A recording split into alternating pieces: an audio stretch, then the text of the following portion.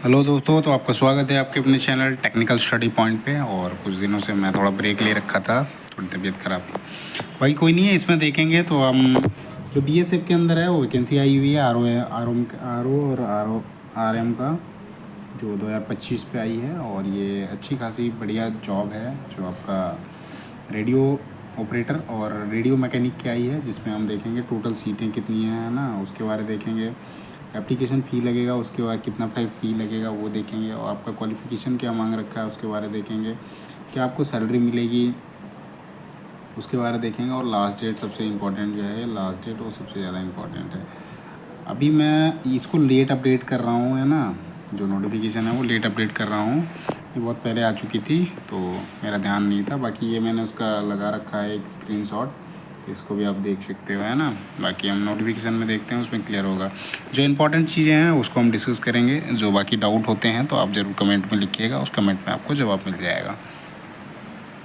Okay, तो ये हमारा नोटिफिकेशन है जिसमें आपका डीजी जो है, DG director general personal border security force, उसके ओर से नोटिफिकेशन जारी किया गया था। जिसमें आपका नोटिफिकेशन जो है काफ़ी टाइम, मतलब ये आपका पहले ही आ गया था फॉर्म का ओपन, जो है 24/8/2025 से सॉरी उस टाइम पे हुआ था। फिर बाद में इसको क्लोज़ किया 23/9/2025 को, है ना। तो एक महीने का पूरा डेट दे रखा है।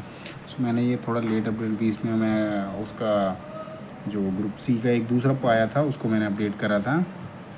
सो इसके अंदर देखेंगे तो, है ना, सो इसमें आपका हेड कांस्टेबल जो है रेडियो ऑपरेटर और आपका हेड कांस्टेबल रेडियो मैकेनिक की पोस्ट आई हुई है। सो इसके अंदर एक एक चीज़ें देखेंगे, जैसे कि मैंने स्टार्टिंग में ही कहा है। इसका बाकी आपको पीडीएफ चाहिए होगा तो टेलीग्राम चैनल है टेक्निकल स्टडी पॉइंट, मैं वहाँ पे डाल दूँगा। टेक्निकल स्टडी पॉइंट टेलीग्राम का लिंक जो है आपको मिल जाएगा यूट्यूब के प्रोफाइल में, वहाँ से आप डायरेक्टली कनेक्ट हो सकते हैं, है ना। सो पे स्केल यहाँ पे दे रखा है, जैसे डेट मैंने बता दिया 23/9/2025 लास्ट डेट है इसका। मैं फॉर्म भरने का जो लिंक है वो सीधा मैं रजिस्ट्रेशन दे दूँगा टेलीग्राम चैनल पे ही, तो वहाँ से आप डायरेक्टली कर सकते हो और फॉर्म भर सकते हो, है ना। So head constable radio mechanic और रेडियो ऑपरेटर दोनों के दोनों जो है लेवल आपका लेवल 4 है, जिसका बेसिक जो है 25,500 से लेकर 81,100 है ना। जो 7 CPC है उसके अंदर इतना, अभी 8 CPC आएगा तो ये चेंज हो जाएगा, सैलरी पे मैट्रिक जो है वो चेंज हो जाएगा। उसके बाद यहाँ पे देखते हैं कि these post cell carry dearness allowance ration money. देखो ये इसमें क्या होना है, सारा का सारा डेयरनेस अलाउंस मिलता है, राशन मनी मिलता है। उसके बाद जो भी टाइम टू टाइम बनती है वो सारी चीज़ें इसके अंदर आपको मिलेगी, है ना। एकोमोडेशन जो होता है फ्री मिलता है, और या फिर HRA भी आपको मिल जाएगा। बट बाहर रहते हो तो ऐसा 2003 का रूल्स है उसके अंदर से। वैकेंसी देखते हैं तो वैकेंसी में हम आते हैं तो वैकेंसी आपके जो है टोटल 1200 के करीब वैकेंसी आया हुए हैं, है ना।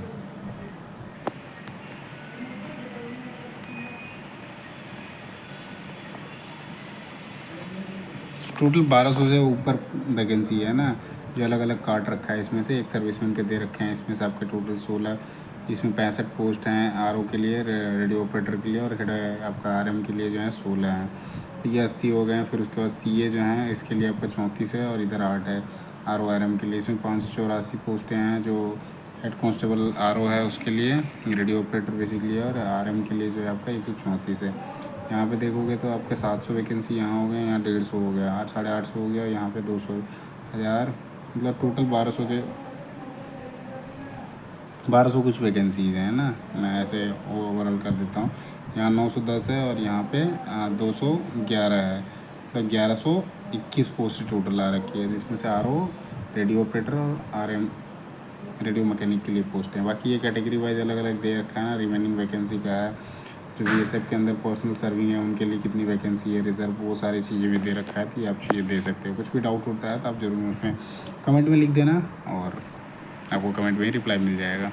आगे देखते हैं तो यहाँ पे आप देखोगे कि ये आपका जो है DG हेडक्वार्टर है BSF का, वहाँ का स्टैम्प भी लगा हुआ है ना, जो गृह मंत्रालय नई Delhi ministry of home affair के अंदर ये सारे आते हैं, जितने भी पैरामिलिट्री फोर्सेस हैं ना। आगे जैसे यहाँ पे देखते हैं तो ये चीज़ें जो इंपॉर्टेंट चीज़ें होंगी वो चीज़ें आपको बताई जाएगी, है ना। इसके अंदर एक चीज़ और इम्प्लीमेंट किया गया है कि जो भी अग्निवीर हैं, अग्निवीर ने जिन्होंने 4 साल अभी कंप्लीट कर लिया, उनके साल अभी फर्स्ट ईयर में आपको 5 साल का छूट मिलेगा एज में, देन आपको 3 साल का मिलेगा। तो ये भी एक बहुत ही अच्छी खुशखबरी है, नॉट ओनली BSF की ओर से, जितनी भी पैरामिलिट्री फोर्सेस हैं उसके अंदर। और 10% रिजर्व सीटें जो हैं 10% 10% जो है वो 10% आपका सीटें जो है वो रिज़र्व रहेंगी। जो भी वैकेंसीज आती हैं BSF, CISF, CRPF, ITBP, जो पहला मैं पैरामिलिट्री फोर्सेस हैं उसके अंदर आपको इतनी छूट मिलेगी, है ना। अग्निवीर के अंदर एयरफोर्स, नेवी और आर्मी के अंदर जो अग्निवीर भर्ती हुए थे और लगातार हो रहे हैं उनके लिए बढ़िया अपॉर्चुनिटी ये भी है ना। चलो आगे देखते हैं। ये जो पोस्ट है मेल और फीमेल दोनों के लिए हैं। ऐसा नहीं है कि आपका मेल के लिए खाली है और फीमेल के लिए नहीं है ना। मेल और फीमेल दोनों के दोनों भर सकते हैं। अब रिक्रूटमेंट प्रोसेस में देखते हैं तो ये आपका अलग अलग फेजेज़ में होंगे। जो 3 फेजेज़ हैं जिसमें आपका फर्स्ट में जो हो जाएगा PST और PET होगा। एग्ज़ाम के 3 दिन पहले आपका एडमिट कार्ड इशू करा जाएगा और फर्स्ट पेज जो है एग्ज़ाम का होगा जिसमें आपका CBT होगा, है ना। और सेकंड पेज एग्ज़ाम जो फर्स्ट में जो है फर्स्ट जो आपका PST और या PET फिज़िकल एफिशिएंसी टेस्ट होगा, है ना। उसके बाद सेकंड में आपका जो है एग्ज़ाम होगा जो आपका CBT होगा, कंप्यूटर बेस्ड टेस्ट होगा। देन आपका डॉक्यूमेंट वेरिफिकेशन और मेडिकल होता है ना। थर्ड पेज में जो है आपका document verification, declaration test, paragraph writing, ये सारे कुछ और मेडिकल एग्जामिनेशन हो जाएगा। देन आपका फाइनल सिलेक्शन हो जाएगा। सो डॉक्यूमेंट वेरिफिकेशन में जो डॉक्यूमेंट आप अपलोड करोगे वही सारे आपके डॉक्यूमेंट लगेंगे।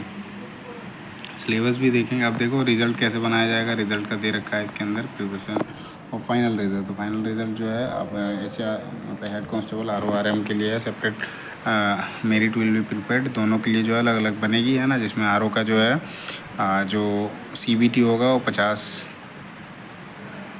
मतलब इसमें आपका CBT जो होगा उसमें 200 मार्क्स के होंगे प्लस डिक्टेशन टेस्ट जो है वो 50 मार्क्स का है। टोटल 250 मार्क्स में है। Qualifying paragraph reading test 250 marks अलग से है ना। वही आपका RM के लिए जो है CBT है 200 मार्क्स का है। इसमें 200 मार्क्स ही है। CBT प्लस डिक्टेशन का मार्क है RO के लिए, है ना। रेडियो ऑपरेटर जो रहेंगे उनके लिए अलग से है। तो 250 टोटल मार्क्स हो जाता है। बाकी पैराग्राफ रीडिंग टेस्ट का भी दे रखा है उसके अंदर, है ना। RM के अंदर ऐसा कुछ नहीं है। अब इसके अंदर जो है आपका सेपरेट मेरिट लिस्ट बनाया जाएगा, है ना। ऐसा नहीं है कि आपका सेम मिलेगा, है ना। अब रिजोल्यूशन ऑफ टाई केसेस का दे रखा है। तो जब आपका सेम नंबर आता है तो उस केस में जैसे आता है तो एज का आता है, फिर आपका नाम आता है, वैसे करके आता है। एज हो गया, नाम हो गया, देन अल्फ़ाबेटिकल ऑर्डर में आता है तो नाम में ही वो आ जाता है। मार्क्स के भी आएंगे। जैसे 12th का मार्क्स कितना है आपका फिजिक्स केमिस्ट्री मैथ में या ITI में।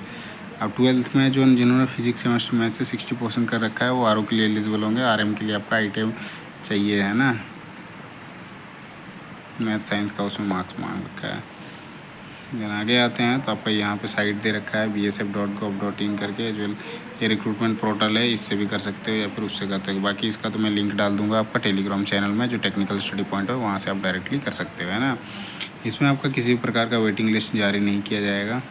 एलिजिबिलिटी कंडीशन दे रखा है। तो एकेडमिक क्वालिफिकेशन जो है RO के लिए आपका रेडियो ऑपरेटर के लिए 12th स्टैंडर्ड का है। फिजिक्स केमिस्ट्री मैथ होना चाहिए और 60% से होना चाहिए, है ना। फिजिक्स केमिस्ट्री मैथ ये चीज़ कंपलसरी है। यदि वो चीज़ नहीं है तो एक और ऑप्शन दे रखा है कि आपका 2 साल का ITI होना चाहिए, जिसमें से आपका रेडियो एंड टेलीविजन या फिर इलेक्ट्रॉनिक्स इंजीनियरिंग और कंप्यूटर ऑपरेटर कोपा बेसिकली होता है।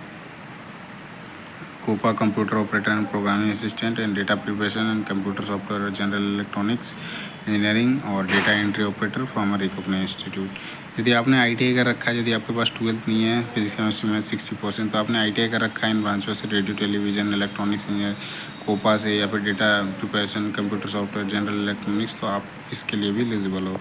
देन आपका आते हैं RM के अंदर। तो रेडियो मैकेनिक के अंदर जो है हेड कांस्टेबल, इसके अंदर भी वही है कि 12th आपने यदि कर रखा है, फिजिक्स केमिस्ट्री मैथ 60% है तो आप डायरेक्टली एलिजिबल हो। अदरवाइज आपने ITI जो है रेडियो टेलीविज़न जनरल इलेक्ट्रॉनिक्स या कोपा हो गया, कंप्यूटर ऑपरेटिंग और प्रोग्रामिंग असिस्टेंट, डेटा प्रिपरेशन हो गया, कंप्यूटर सॉफ्टवेयर हो गया, इलेक्ट्रीशियन या फिर आपने फीटर से कर रखा है या फिर IT से या इलेक्ट्रॉनिक सिस्टम से, system maintenance and communication equipment maintenance और कंप्यूटर हार्डवेयर या नेटवर्क टेक्नीशियन या मैकेट्रॉनिक्स या फिर डेटा एंट्री ऑपरेटर किसी से भी कर रखा है तो आप RM के लिए फॉर्म भर सकते हैं, ना।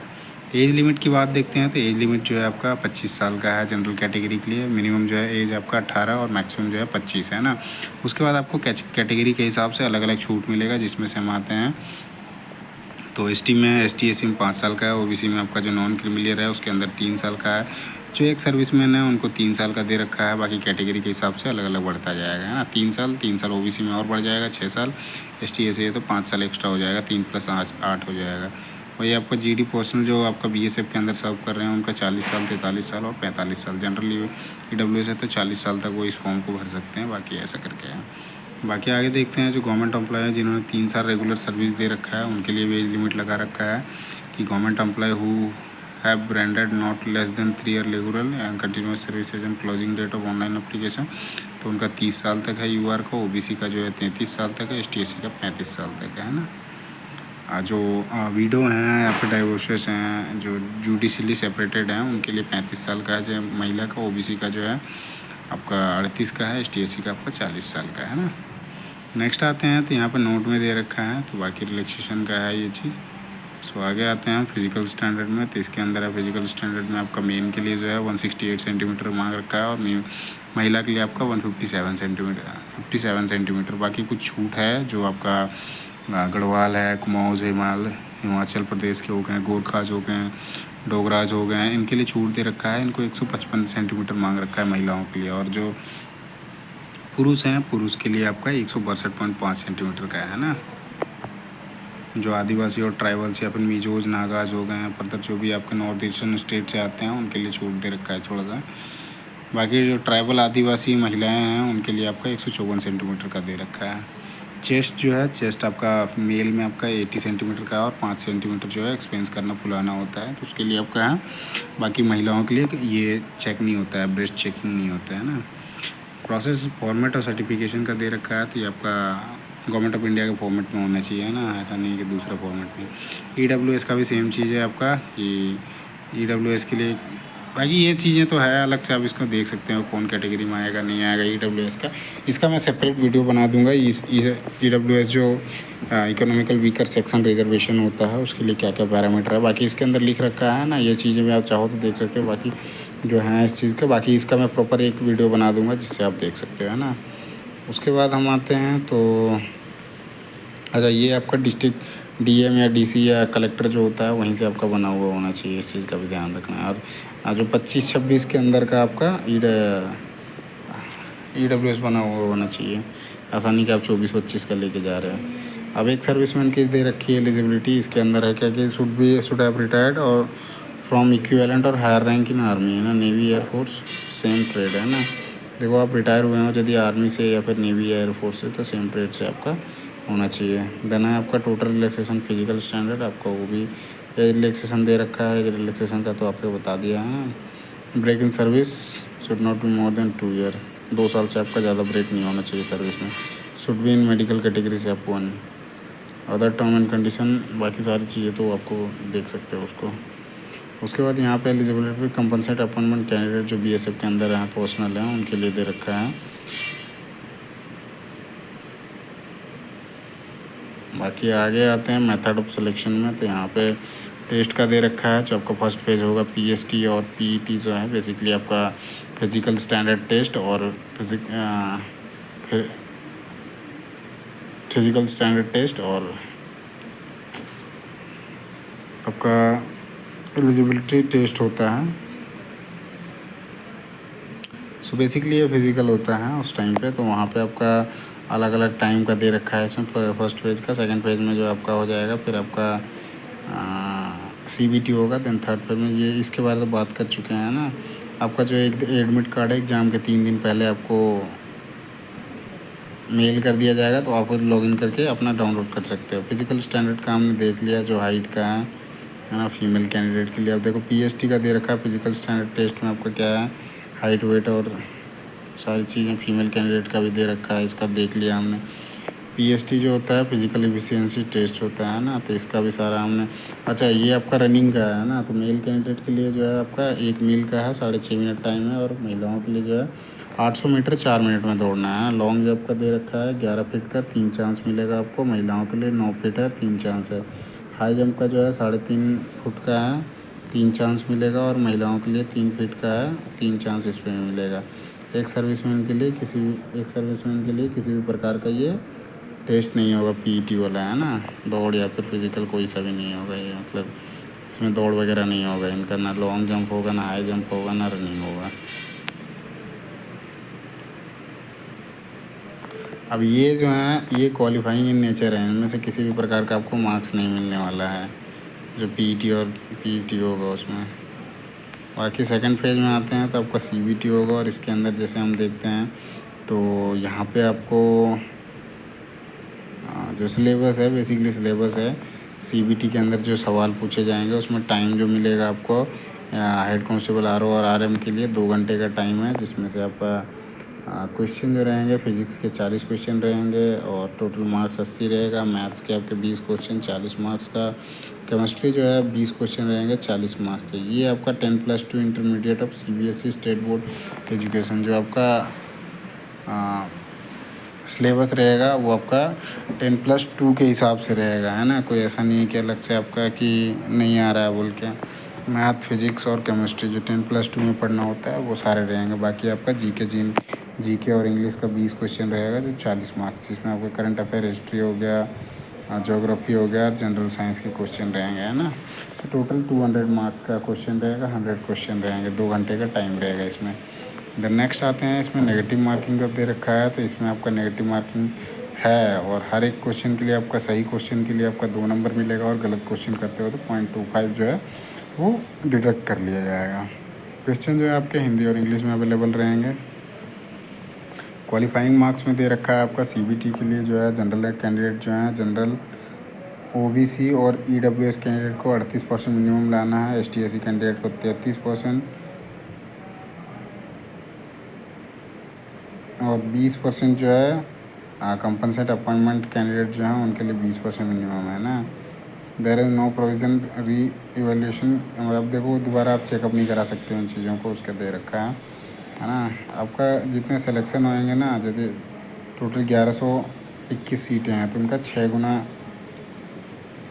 लोगों को जो है थर्ड फेज के लिए बुलाया जाएगा, है ना।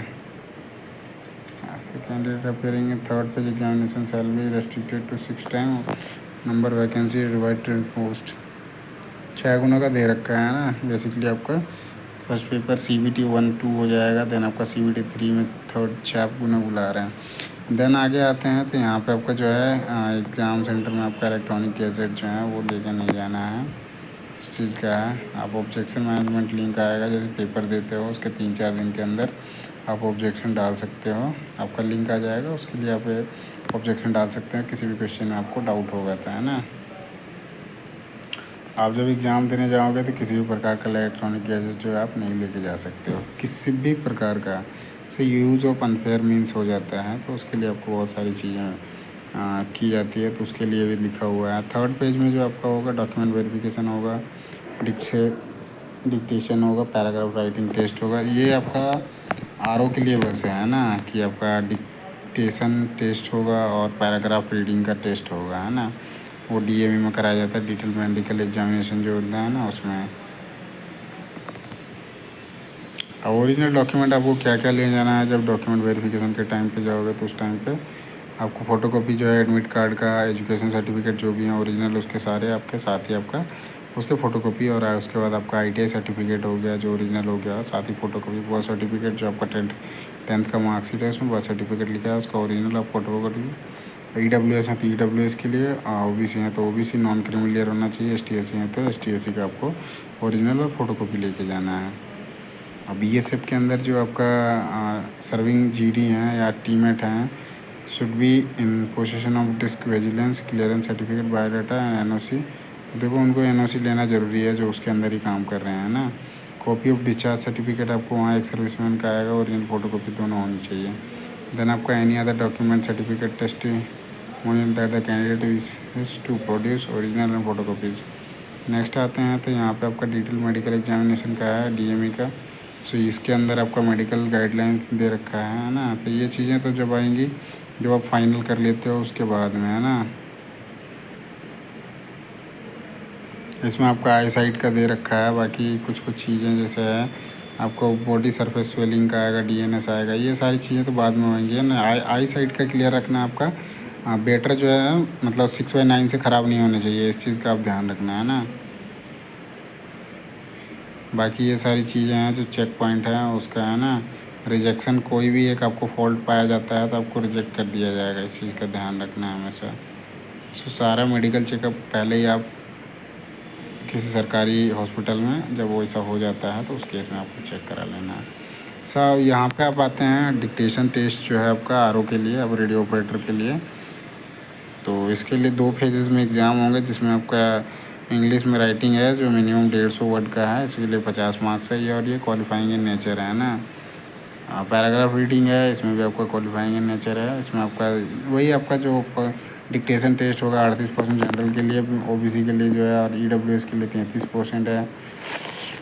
सॉरी, जनरल ओबीसी ईडब्ल्यूएस के लिए 38% है, 33% एससी के लिए, और 20% जो है कंपल्सरी अपॉइंटमेंट कैंडिडेट हैं जो ऑलरेडी हैं ये सब के अंदर, उनके लिए है ना। इसमें भी नेगेटिव मार्किंग है। सो अप्लाई कैसे करना है उसके बारे में देखते हैं। तो अप्लाई करने के लिए आपका ऑनलाइन पोर्टल है बीएसएफ के अंदर, तो ये आपका है recruitment.bsf.gov.in। ये मैं टेलीग्राम के अंदर डाल दूंगा, जो टेक्निकल स्टडी पॉइंट आपका टेलीग्राम चैनल है तो वहाँ पर डाल दूंगा, तो वहाँ से आप लिंक डायरेक्टली ओपन करके और रजिस्ट्रेशन का प्रोसेस कंप्लीट करके आप फॉर्म को भर सकते हैं ना। और ऑनलाइन स्टार्ट जो हुआ था आपका 24/8/2025 को ही स्टार्ट हो गया था, और लास्ट डेट जो आपका 23/9/2025 है। तभी आपका ये पास 1 हफ्ते का बिल्कुल समय है, आप फॉर्म को भर सकते हैं ना। आपका एग्जामिनेशन फ़ी जो लगेगा, अच्छा इसमें थोड़ा और एक चीज़ देखते हैं, तो यहाँ पे नहीं दिया है ना। सो इसमें मोड ऑफ पेमेंट का है, एग्जामिनेशन फ़ी जो है 100 रुपीज़ का है ना। 100 रुपये आपको ये दोनों के लिए पोस्ट जो होता है आरओ या आरएम के लिए आप भरते हो, तो आपको 100 रुपये का फ़ी लगेगा। जो आपका जनरल कैंडिडेट हैं, ओबीसी है और ईडब्ल्यूएस है, उनके लिए पैसा लगेगा। बाकी एसटी एससी कैंडिडेट के लिए किसी भी प्रकार का पैसा नहीं है ना। इसमें कुछ चार्जेस भी लग रहे हैं, जिसमें आपका 50 प्लस टैक्सेस जो है, मतलब 59 रुपये टोटल चार्ज लग रहे हैं ना, तो 159 रुपये आपका पैसा कटेगा। एसटी एससी के लिए किसी भी प्रकार का पैसा नहीं लगेगा, और जो